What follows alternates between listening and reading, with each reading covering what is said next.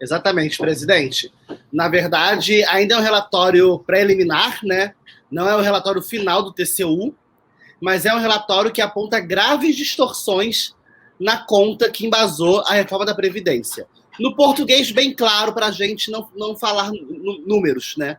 Jogaram para cima o passivo da Previdência dos servidores, colocando cerca de 46 bilhões a mais nesta conta, e jogaram para baixo os custos com os benefícios para militares, jogando cerca de 45 bilhões para baixo esse valor.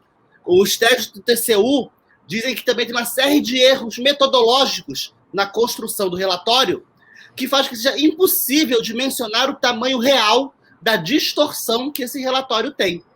Ou seja, a reforma da Previdência, que foi aprovada pelo Congresso, foi toda baseada em números que não condizem com a realidade.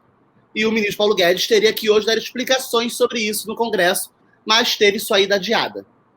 Não tem data nova para ele fazer essa explicação, né? O pedido foi de um deputado chamado Léo Brito, do PT do Acre, né? E agora fica a questão, né? Se os números da reforma da Previdência estão distorcidos, como confiar nos números que o Ministério da Economia apresenta para a reforma administrativa? Que ele não apresentou a base de... Como também não tinha apresentado na época. Demorou a sair esses números da reforma da Previdência. Eles lutaram bastante para soltar. Mas a da reforma da Previdência ele chegou a apresentar, por isso que houve o questionamento do TCU. Depois que já tinha sido aprovado, eu acho, se não me engano. Mas era na reta final do processo. O pior já tinha acontecido em termos de discussões.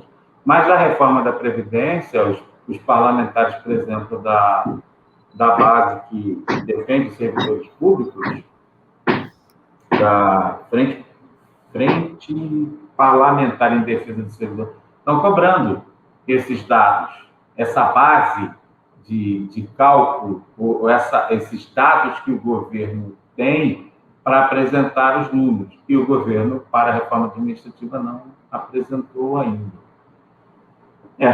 Muito interessante. Eu não sei quais seriam os desdobramentos. Estou pensando aqui, por exemplo, se o Congresso Nacional entender que foi enganado, ele mesmo poderia acionar o Supremo Tribunal Federal para cancelar uma reforma como essa, ou ele mesmo propor o cancelamento da reforma, ou ele mesmo mudar.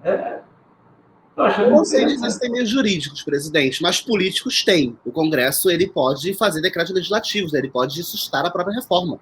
Ele pode tramitar um projeto de lei que desfaça o que foi feito, já que as bases que sustentaram ruíram. Mas a reforma administrativa foi uma proposta de emenda à Constituição. Sim. Que diz fazer uma proposta. O guardião da Constituição é o Supremo Tribunal Federal. Na verdade, deveria ser, né? Ele, quando quer, ele permite que a Constituição seja alterada, ou ele mesmo até propõe alterações. Mas tudo bem, não é esse o caso aqui agora. Mas a gente está falando de reforma da Previdência que também afeta os servidores em muita coisa. Né? Afetou pensões, afeta aposentadorias, afeta uma série de questões que podem voltar atrás ou não. É interessante saber essas questões, e me chamou muita atenção quando eu vi o professor Israel falar sobre isso. A reforma administrativa faz mal ao Brasil. Chegou a hora do servidor virar esse jogo. Cancela a reforma. Já!